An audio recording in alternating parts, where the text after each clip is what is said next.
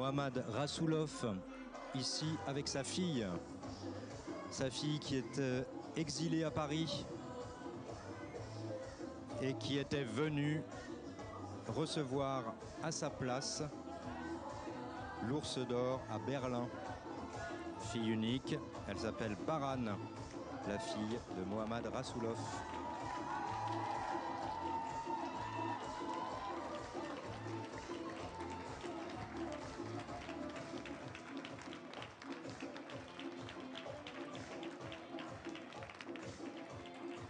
Son équipe l'applaudit. Quand on sait ce par quoi il est passé, ce réalisateur iranien, un périple long, dangereux, à travers les montagnes jusqu'en Allemagne, il s'est caché. Et c'est Golshifteh Farahani, la comédienne iranienne, franco-iranienne, qui lui demande elle-même de poser avec lui. Tout un message de deux exilés. Elle, depuis 15 ans, lui tout récemment. Il n'avait jamais voulu quitter son pays auparavant. Et cette fois,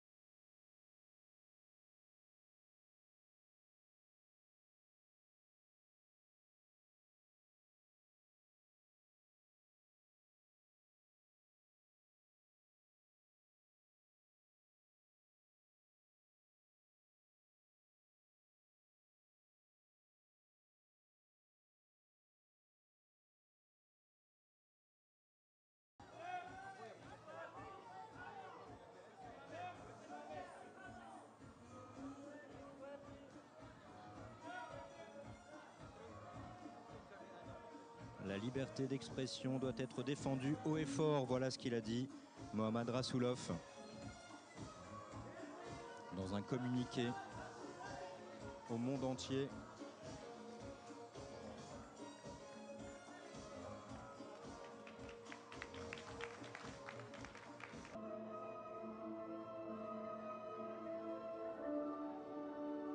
Nous avons le plaisir d'accueillir sur le tapis rouge l'équipe du film Les graines du figuier sauvage, 21e film présenté en compétition. Mohammad Rassoulov, son réalisateur. Les graines du figuier sauvage, film en compétition ici pour cette dernière journée de compétition, le film de Mohammad Rassoulov. qu'il a réussi à tourner en détournant la censure, qui raconte l'histoire de son pays, qui raconte l'histoire d'un juge d'instruction qui découvre que son arme a disparu. Il soupçonne sa femme et ses filles. C'est un conflit de génération, une opposition entre un homme et ses femmes, sa femme et ses filles, pendant les manifestations en Iran, où des jeunes femmes osaient ôter leur voile avec courage. Mohammad Rasoulov, on l'a dit, a fui son pays. Dans un périple dangereux, il a dû traverser les montagnes, couper tous ses téléphones, tous ses réseaux sociaux, se cacher en secret à de nombreux endroits. Avant d'arriver en France, on ne savait pas s'il serait sur la croisette.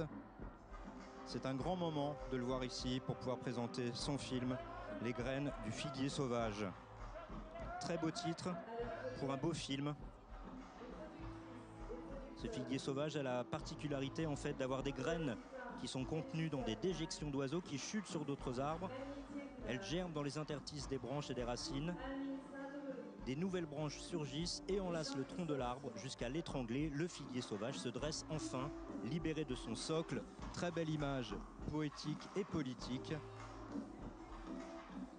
pour un titre fort qui parle de cette jeunesse, de ces femmes courageuses en Iran.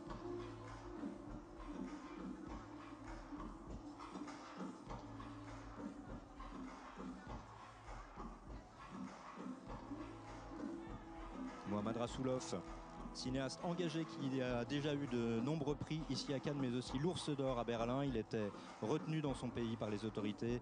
C'est sa fille, qu'on a vu tout à l'heure à l'image, qui est venue chercher l'Ours d'Or à Berlin. Cette fois, s'il a un prix au festival, il pourra lui-même le porter haut et fort sur la scène du grand auditorium de Cannes. Thierry Frémaux et Iris Knobloch qui vont accueillir le réalisateur Mohammad Rasoulov, avec qui Thierry Frémaux est resté en contact tout le temps. C'est lui qui a annoncé sa venue et sa présence à Cannes. Il a annoncé ça mercredi dernier, alors que personne ne savait où il était. On imagine qu'ils vont se serrer dans les bras.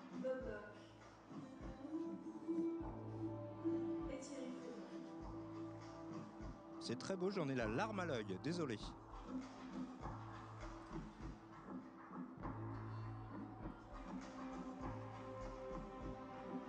Quand on sait ce qui se passe en Iran, qu'un cinéaste puisse venir présenter un film ici en compétition, alors qu'il a fui le pays, eh bien ça donne des frissons. Mais ce n'est pas seulement un film politique, ce n'est pas seulement un film qui dénonce, c'est un beau film, un film de cinéma.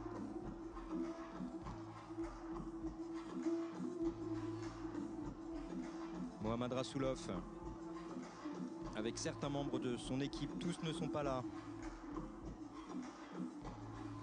Ils n'ont pas pu fuir le pays comme lui. Il demande à la communauté internationale de le soutenir.